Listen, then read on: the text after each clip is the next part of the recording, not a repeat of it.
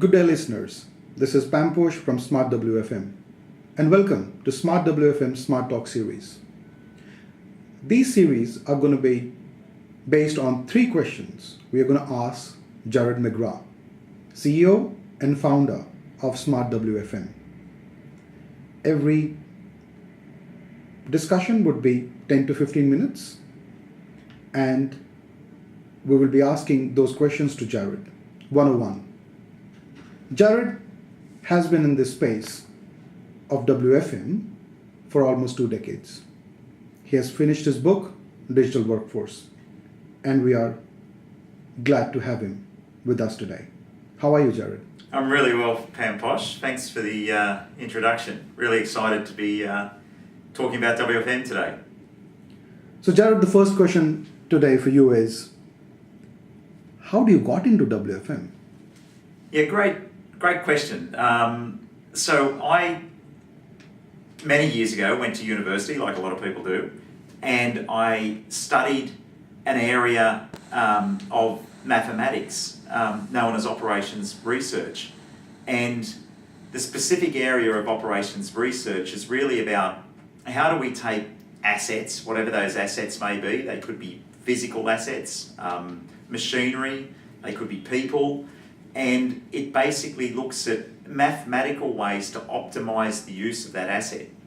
It could be to ensure that the uptime of a piece of machinery is the greatest. It could be, from a person perspective, it could be to optimize the cost of that person. But then you can put other constraints in as well, like to maximize sales. And this looks at areas of mathematically solving business, problems ultimately that are challenged by businesses. As well as that, I studied computer science and I studied all the theory to artificial intelligence. And 25 years ago when I was at university, this all seemed very theoretical. And roll forward 25 years and here we are seeing all of this emergence of mathematics, statistical analysis, artificial intelligence. And I'm just really blessed to have studied all of this theory many years ago when I was at university. And I'm also able to see the practical use of that now from a workforce management perspective. So over the years as well, I've been involved with working with the leading suppliers of workforce management technology, which has been amazing to watch the space evolve and to look at how it's moved from really a system of record many years ago to now a system of productivity. And I've also been very lucky to be involved in many large-scale programs of work looking to optimize workforces. So I've been around the space for a long time and have had a really solid grounding in the space. So that's ultimately how I got into WFM. Well, thanks, Jared, for that. Quite interesting indeed. And the second question for today is, at present, what are you doing in this space?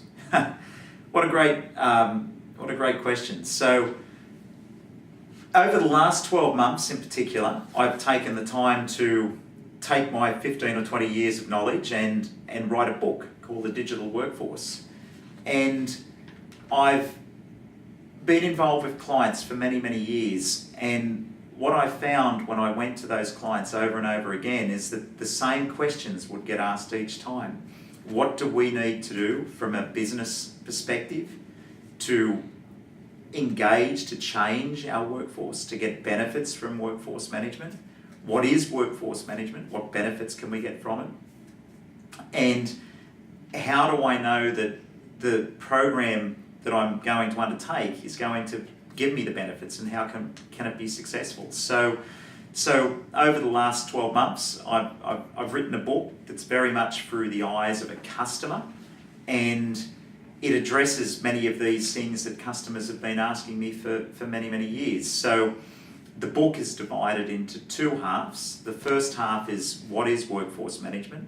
It defines what workforce management is, and it does that by looking at some very practical examples. We we do some interviews with senior people in business from a vendor perspective, from a customer perspective, and from a digital artificial intelligence perspective, specifically around people, and we unpack what workforce management means through those different perspectives from a customer's point of view. Then the second half of the book is really all about, here's a methodology that I've seen work time and time again through the eyes of a customer to deliver these programs of work. And I guess the real essence of it, though, from a customer's point of view, is that the methodology starts by saying, what is your organisational goal? And how can I take that organisational goal and how can I deliver those organisational goals through the workforce and to get the maximum value from the workforce as I do it? Then it goes right through the process of achieving those goals, right down to the point that once you've actually achieved them, it then looks at measures of those goals. So have we actually achieved what we set out to achieve, and can we go back to the senior leadership team within the organisation and demonstrate that we've delivered those goals? So that's really what I've been doing up until the present time, and we've got some great client examples of where we've done this, and it's very exciting to be able to take the book to the public very, very shortly, and to be able to give back to the community a lot of what I've learned over the last 15 to 20 years. Thanks, Jared. And the final question for today is, looking in the future, how do you see yourself attached or involved with the changes, and some changes which you can also bring to our knowledge as well? Yeah, so I think a lot of what we've been hearing in the market in terms of artificial intelligence, in terms of data, and I could go on with all the buzzwords, but I think for me, it's actually using all of these technologies that are around us to actually solve business problems. And it might sound really simplistic in the way that I put it, but at the end of the day, we're all looking to solve business problems. And I think where I really want to be attached and where I think I can add the greatest value at this point in time is to actually work with the market, work with the industry, work with our customers to provide tools like the book or like methodologies that we're going to bring to the market to be able to take a business strategy and turn that into a whole of business strategy, so that all of the departments in an organisation are actually working for the common good, for the greater goal, and to be able to deliver that in the most efficient and effective way that we can. So the way I see that I will be able to provide the greatest value based off the knowledge that I've been lucky enough to learn over the years is to actually to really give back that knowledge and to work across the businesses to get that greater engagement so that we can ultimately deliver outcomes. So working very closely with operations, working very closely with HR, working very closely with payroll.